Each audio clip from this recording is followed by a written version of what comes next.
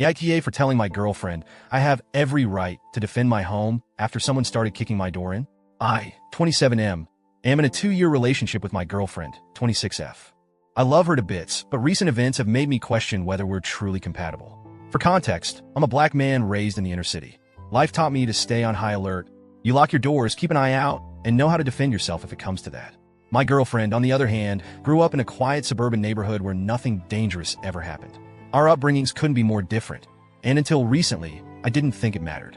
But now, I'm not so sure. I've been taking care of my mom for the past 6 months. She's recovering from major surgery on both legs and can't walk at all. Her room is in the back of the house, right next to the porch door. My mom's safety is my top priority. She's completely vulnerable. She can't even sit up without help, let alone move to another room if something happens. That vulnerability is why what happened last Wednesday has shaken me to my core. It was just after 2 a.m. My girlfriend was staying over, and we were both asleep when my phone buzzed. It was my mom calling. Her voice was trembling as she said, "Someone's trying to break in." I froze for half a second, my brain processing what she'd said. Then I heard it bang, bang, bang, coming from the back of the house. Someone was kicking the door. I shot out of bed, adrenaline surging. My girlfriend woke up and asked groggily, "What's going on?" I didn't have time to explain. I grabbed my gun from its secure spot, a firearm I own legally and keep locked away responsibly, and rushed toward the back. The sound of those kicks was louder now, more aggressive. My heart was pounding, but I wasn't thinking about myself. All I could picture was my mom lying there, helpless and terrified, just feet away from that door. When I got to the back, I started yelling, "Get away from the door!" My voice was booming, but whoever was out there didn't care. The banging continued. I pulled up the camera feed on my phone. The porch light was on, and I could see them clearly, 3 people, all in dark clothes. One of them turned to the others and said, "Keep going. It doesn't matter." I saw red. My home wasn't just some random target. My family was inside. I activated the speaker on the camera and shouted, "I have a gun. It's loaded. If you kick that door one more time, I will shoot." That's when my girlfriend appeared behind me, frantic.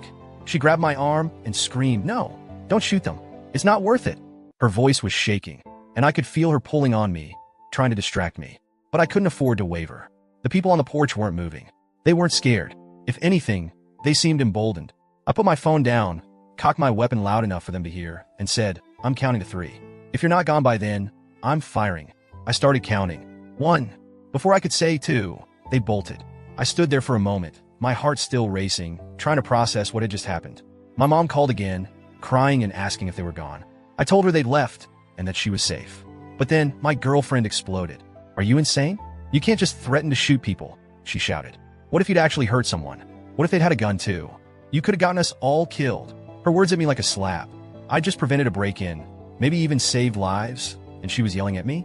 I snapped back. "We're not having this conversation right now. I need to call the police." Looking back, I should have called them earlier. But at that moment, all I could think about was protecting my mom. The police arrived about 15 minutes later. They found shoe prints on the fence and on the back door, clear evidence of the attempted break-in. They patrolled the area, but didn't find anyone. Once the cops left, my girlfriend unleashed on me again. "I can't believe you were willing to shoot someone over a door," she said, tears streaming down her face. "It's just a door." Her words cut deep. "This isn't about the damn door," I told her. "It's about my mom lying there helpless. What if they'd gotten in? What if they'd hurt her? Or worse? I'm not going to sit back and hope for the best when my family's in danger." But she wouldn't let up. There's never a reason to hurt or kill someone. Ever. Violence isn't the answer. It just makes you as bad as them. I couldn't believe what I was hearing. The only reason you think violence isn't the answer is because you've never had to deal with real danger. You've never had to protect someone you love. That shut her up, but the damage was done. She spent the rest of the night in stony silence, and since then, she's barely spoken to me. The more I think about it, the more conflicted I feel. On one hand, I understand that my girlfriend comes from a different world. She's never had to deal with violence or crime. To her, the idea of using a gun, even as a last resort, is unthinkable. But on the other hand, I can't apologize for what I did. I wasn't looking for trouble.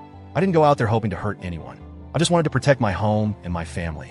What frustrates me most is that she doesn't seem to understand the gravity of the situation. This wasn't a hypothetical debate. This was real. 3 people were trying to force their way into my house. If they'd succeeded, who knows what could have happened? I love my girlfriend, but her reaction has made me question our future. If she can't support me when I'm protecting my family, can we really make this work?